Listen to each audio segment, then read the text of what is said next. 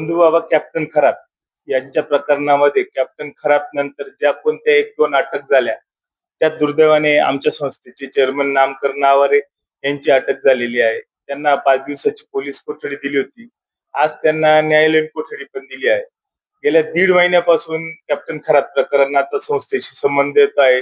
संस्थेची त्या कॅप्टन खरात प्रकरणात याची बदनामी होत आहे. आम्ही सर्व विरोधी संचालक 1.5 महिन्यांपासून या बाबत आमच्या सत्ताधारी संचालकांनी एकत्र येऊन काही निर्णय घ्यावा अशी मागणी करत होतो. आता तर नामकर नावारे यांना अटकही झालेली आहे, त्यांच्यावरती गुन्हाही दाखल झाला आहे आणि त्यांना त्यांची जेलमध्ये रवानगी झाली आहे. एवढं सर्व होऊनही नामकर नावारेही राजीनामा देत नाहीये आणि आमचे सत्ताधारी संचालक पण त्यांच्याकडे राजीनामा मागण्याची हिंमत करत नाहीये. आणि ह्या सर्वावर कळस म्हणून गेल्या 3-4 दिवसांपासून संस्थेचे व्हाईस चेअरमन सुद्धा संस्थेत येत नाहीये. आम्हाला मिळालेल्या माहितीप्रमाणे ते पण 15 दिवसांच्या रजेवर गेले आहे अशी आम्हाला माहिती मिळाली आहे. म्हणजे लिगली आजच्या तारखेला संस्थेला कुणीही वाली नाही. संस्थेचा लिगल चार्ज आजच्या तारखेला कुणाकडे नाही. 400 उद्योजकांची ही संस्था आहे. पूर्ण भारतभरातून इथे उद्योजक आपला व्यवसाय करण्यासाठी येतात. तर ह्या परिस्थितीमध्ये अशी बेवारस संस्था सोडणं या सत्ताधारी संचालकांना शोभतं का?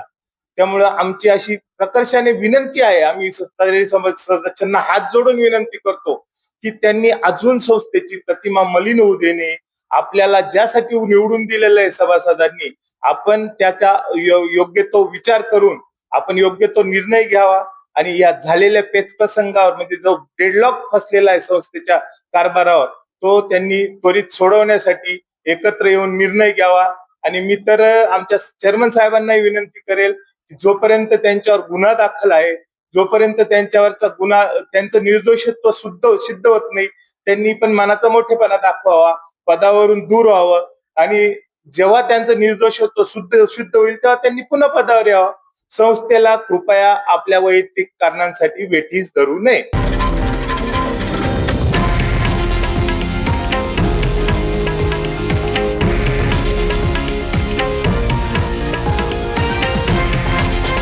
हे आहे देशातील नंबर 1 न्यूज नेटवर्क आणि आपण पाहत आहात TV9 मराठी, एकमेव.